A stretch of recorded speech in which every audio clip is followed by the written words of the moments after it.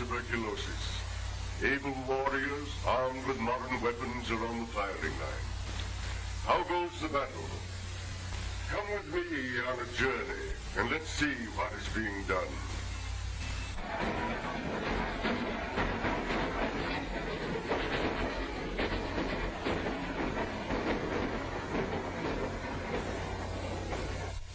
First to Washington to get a few facts. In this building is the Census Bureau, where Uncle Sam keeps his health record books. There is a card here for each of us, telling when we were born, when married, what we die of, and many other facts. Ingenious machines sort these cards so that statistics may be compiled from them. Imagine all the people in the United States divided into groups of 100,000 each. Here is one such group. This Grecian represents 50 deaths from tuberculosis. In 1910, there were about 150 deaths from tuberculosis for each 100,000 persons. We need 3 urns in this row. 10 years later, there were 100 deaths per 100,000 persons, 2 urns. And in 1935, about 50, only 1 urn. Death rate cut to 1/3 of what it was 25 years ago. What a retreat.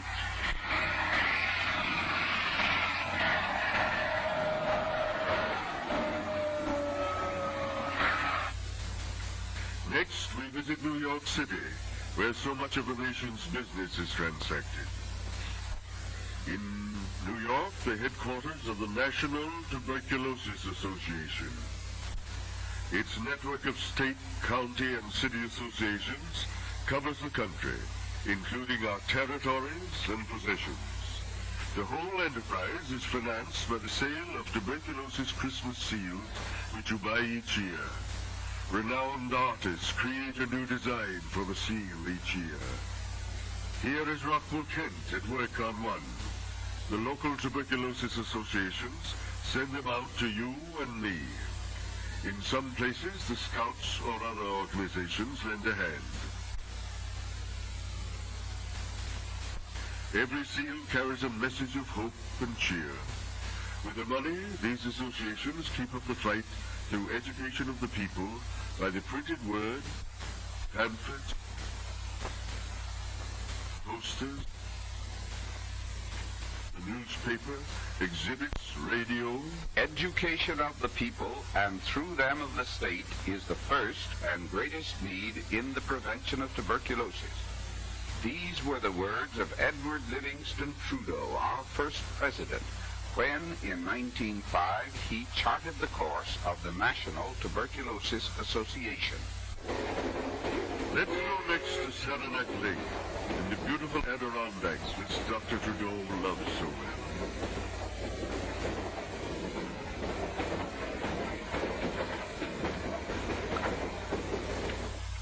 Here is the bronze statue of Trudeau, reclining in his chair, a pose so characteristic of his own successful struggle against tuberculosis. It was Trudeau who introduced the modern treatment of tuberculosis in this country. Rest, fresh air, and good food. Nestling in the hills, now surrounded by fine buildings, we find the Little Red, the first cottage built by Trudeau in 1884 for the treatment of 2 young women. It has served as the inspiration for the more than 700 sanatoria built since then.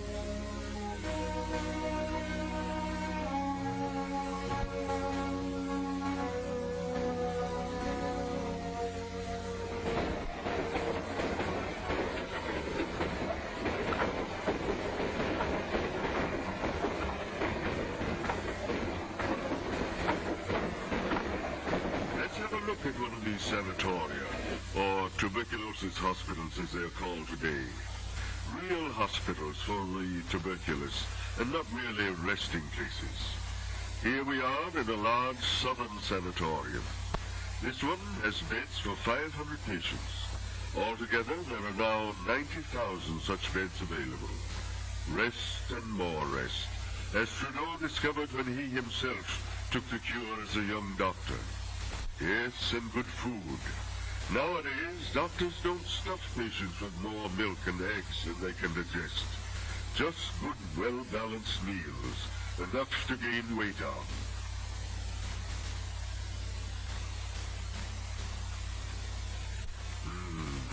Smell those delicious loaves. New ways of resting the lung have been developed. This patient is getting pneumothorax treatment. Air is let into the chest cavity, and that rests the lung so that it can heal. When the diseased lung is fully healed, it is allowed to expand again. A lifesaver for many. Each patient is helped to find his place in the workaday world when he leaves the sanatorium. Here's a class in typewriting. In this sanatorium, as in many others, children of tuberculous parents who cannot be properly protected otherwise are cared for in a special department of the sanatorium.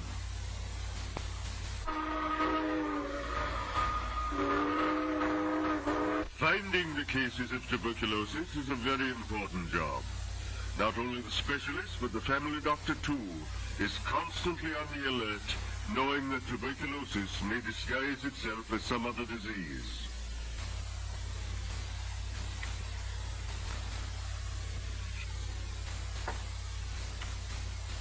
Doctors in the villages and country districts, too, keep in mind the dangers of unsuspected disease. Even when patients do not complain of the common symptoms, such as cough, tiredness, loss of weight, or indigestion, the alert doctor thinks of tuberculosis. Clinics for the diagnosis of tuberculosis now exist in every enterprising community.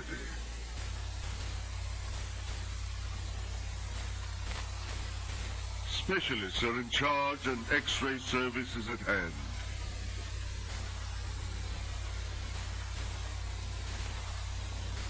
Public health nurses teach the families of those who have tuberculosis. They see that the doctor's orders are faithfully carried out. They urge all members of the family to be examined. For tuberculosis, though not inherited, runs in families.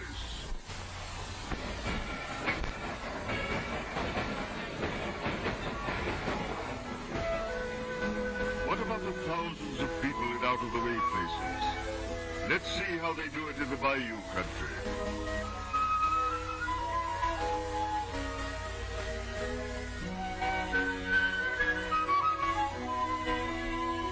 Work in the cane fields under the hot sun is picturesque, but mighty hard labor.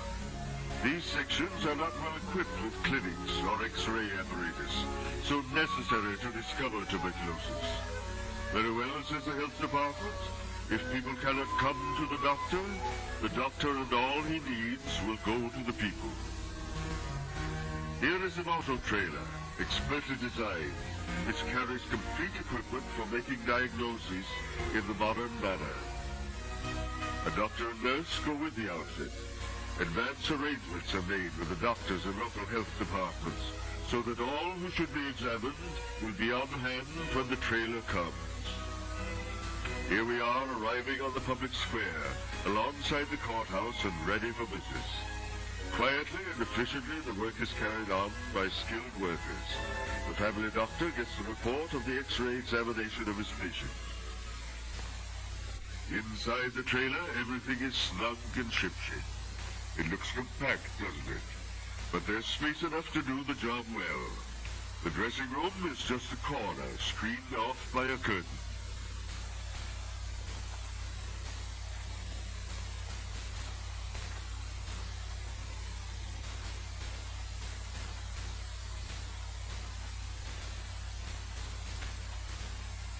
The X-ray apparatus is one of the latest models, for a poor X-ray picture may be worse than none.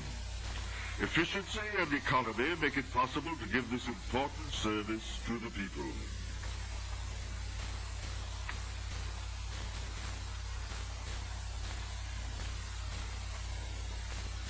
Snap all over. The plate is removed, later to be developed in the dark room, and in a moment the next patient will go through the same steps. Inside the courthouse, or sometimes a school or church, the doctor makes the rest of the examination, gets the history of the patient, and consults with the local doctor about the patient. Then on their way again to the next town, up and down throughout the state. This shows you but one of several such diagnostic auto trailers now being used in rural areas.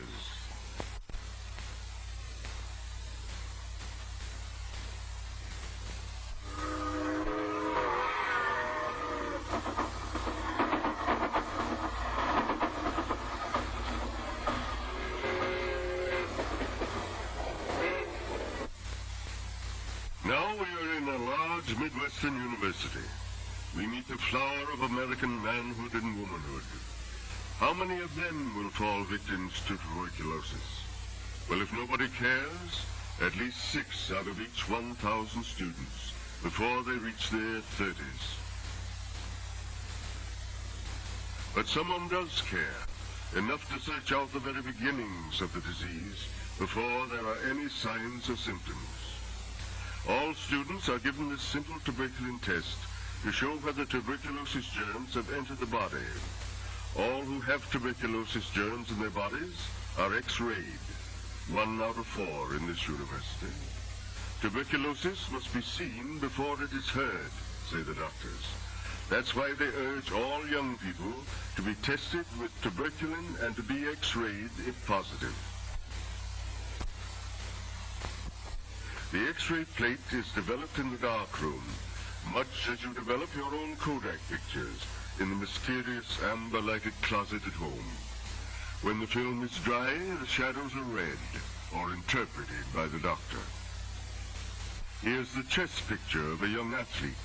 The trained eye of the physician sees the damage already done by tuberculosis. The fight also goes on in the quiet research laboratory. Scientists are studying the life and habits of the germ. Did you know that the tuberculosis germ actually breathes, eats, and reproduces? They are finding out how the germ causes disease, and also how the body defends itself. Someday, maybe, they'll give us a specific cure.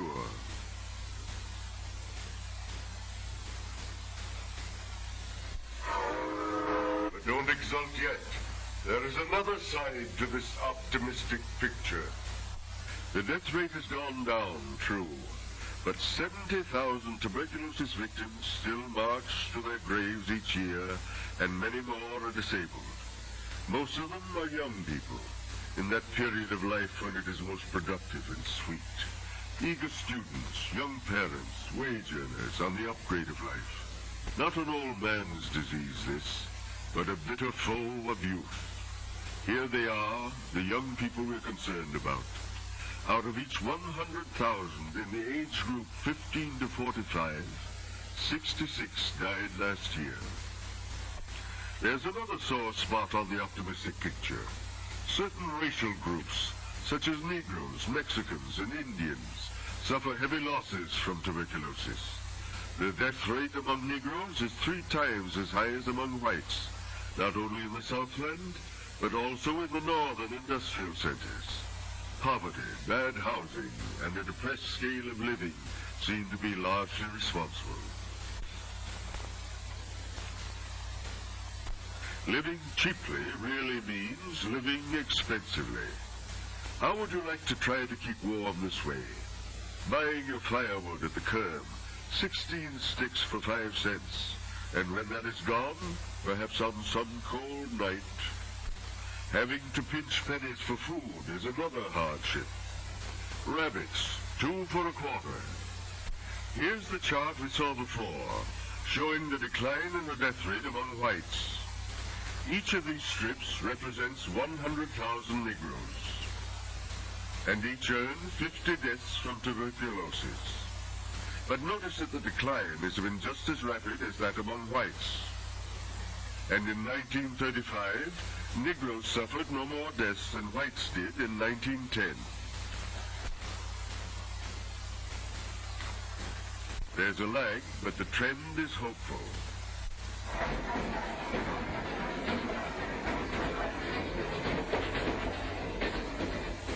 Another problem, industrial workers. Did you know that tuberculosis is a particular enemy of the working classes, the men and women on whom rests the prosperity and welfare of this nation? In this chart, each group represents 10,000 men with a job. Here are the professional men, here are the white-collar workers, the farmers and foresters, here the skilled workers, and finally, the unskilled workers. Each urn represents one death from tuberculosis among these workers. Professional men, not many deaths among them. Clerks, about 3 times as many. Agricultural workers seem to fare pretty well.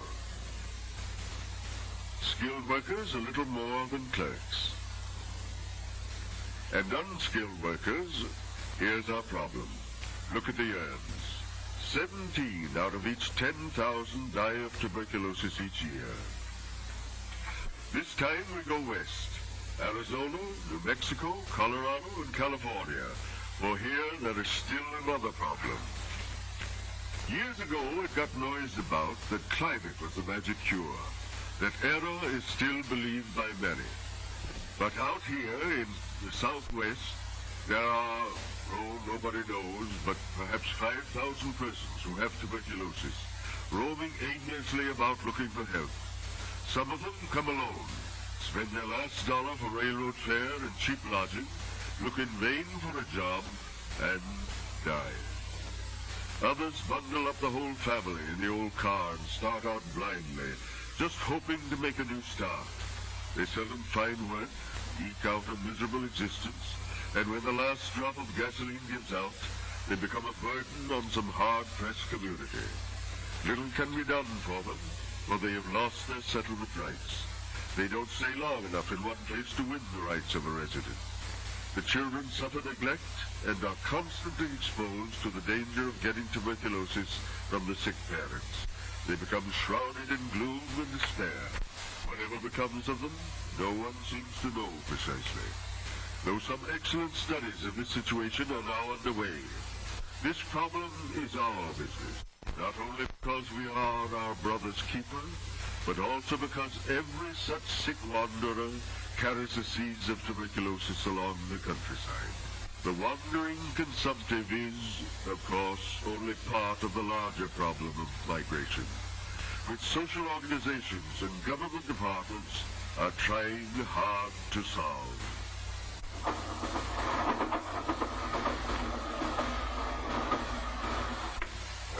Home again. That's part of the journey. But do you know that we are still on the front line? For tuberculosis threatens every doorstep. Rich, poor, and medium class. And no home is safe until every home is safe.